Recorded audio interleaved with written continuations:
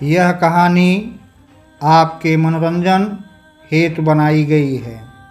इसका किसी भी जीवित या मृत व्यक्ति से कोई संबंध नहीं है। यदि कहीं इसकी समानता होती है तो वह मात्र एक संयोग होगा। और आपसे अनुरोध है कि कहानी को पूरा देखें व सुनें और अपनी राय हम तक जरूर पहुंचाएं। दर्पण नगर की मनहूस वह रात जैसे ही राजशेखर महरून होटल के कमरा नंबर 304 से बाहर निकले और सीढ़ियों से उतरकर कार की तरफ बढ़े, उसी समय बिल्ली ने उनका रास्ता काट दिया।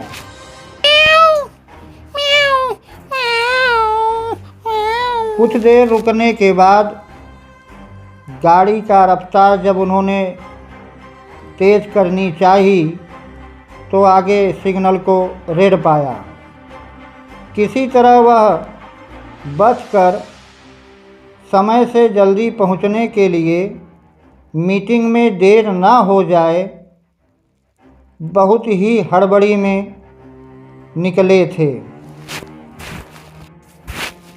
उस रात राजशेखर के मन में कई प्रकार की पिछली कहानियों का दृश्य मस्तिष्क में चल रहा था, जिसमें कि उसके ही साथी उसको पार्टनरशिप से बाहर निकालने की बात कर रहे थे।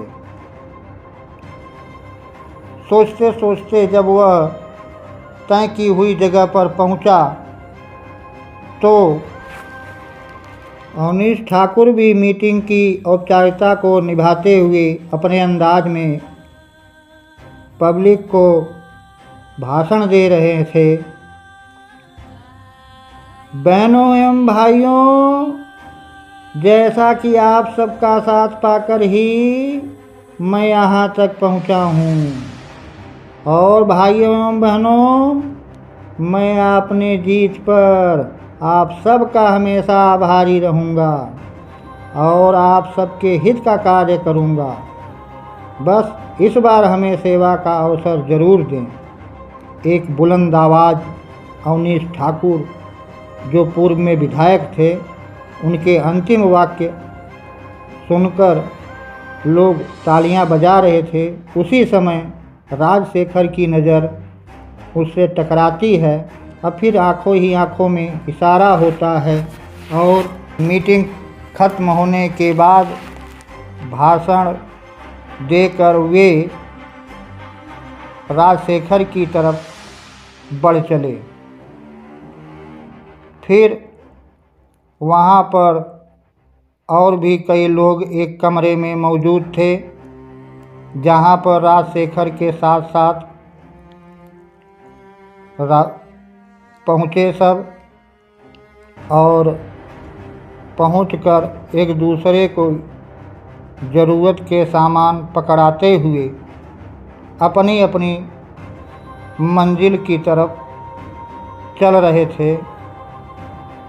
लेकिन राजशेखर के मन में कुछ और ही चल रहा था। होटल पहुंचने में एक बोझ जैसा लग रहा था। रात भी अब काफ़ी हो गई थी और उसे होटल के नज़दीक कुत्तों का भौंकना स्पष्ट सुनाई दे रहा था।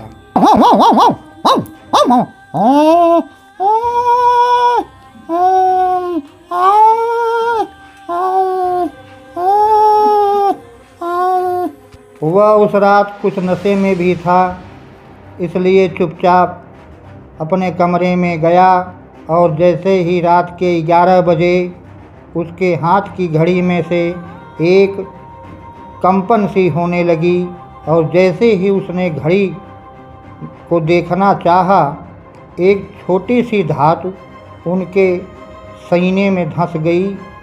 वे कराह उठे, लेकिन मुंह से कुछ न बोल सके। सीधे बिस्तर पर धड़ाम की आवाज़ करते हुए गिर पड़े। दर्पण नगर की पुलिस के मशहूर उस समय सबसे ज़्यादा प्रभावशाली सिद्धार्थ नाम के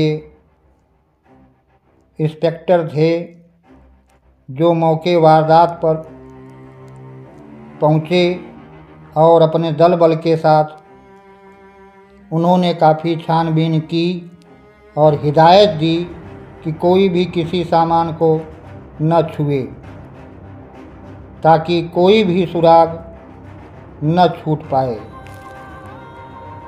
काफ़ी मशक्क़त करने के बाद उन्हें कुछ भी समझ में ना आया तो अपने साथियों को आदेश देते हैं, हमें लगता है यह किसी रहस्यमयी ढंग से कत्ल की गई है। ना ही कहीं खून के छींटे, ना गले पे रस्सी का निशान, ना ही कोई ऐसी चीज़ जिससे कत्ल की जा सके।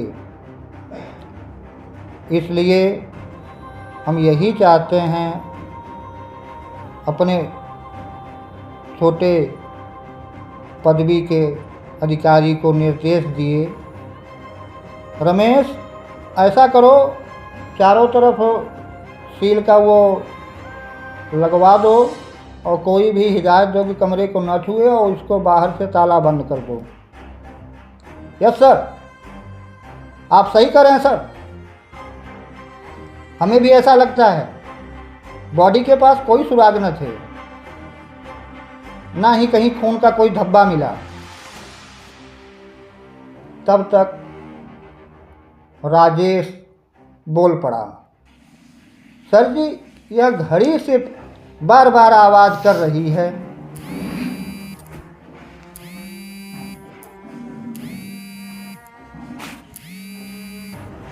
रस्तोगी अनायास ही बोल पड़ा,